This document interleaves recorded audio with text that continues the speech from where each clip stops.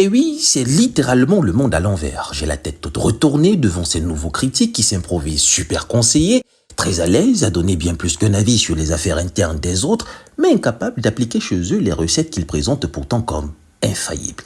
On savait déjà qu'ils ne pouvaient pas se passer de nous, mais à la longue cet amour qui n'est plus réciproque, si tant est-il qu'il a été un jour, bref, cet acharnement vire littéralement à l'obsession maladive, voire au harcèlement.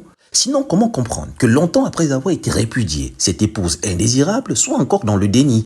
Commentons la moindre actualité nous concernant, usant de désinformation, corrompant le voisin pour se servir de sa maison comme point d'espionnage, et même armant des bandits de grand chemin et autres volontaires du même acabit qui lui jurent de nous faire regretter un divorce qu'elle a pourtant présenté en ces temps-là et devant tous comme étant de son fait et à son initiative. Et à la vérité, cette agitation puérile nous amuse. Moins poétique que le chant du cygne, le pauvre oiseau de la basse-cour nous expose dans un spectacle affligeant la dernière danse d'un coq déjà décapité. Ce battement d'ailes, désespéré, est la seule manière désormais d'exister.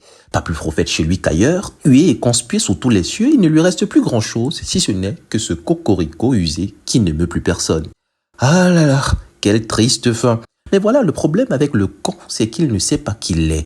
Alors ne comptez pas sur lui pour avoir un éclair de lucidité ou même d'honneur pour la fermer ou au moins se couvrir de l'or qui accompagne les silences.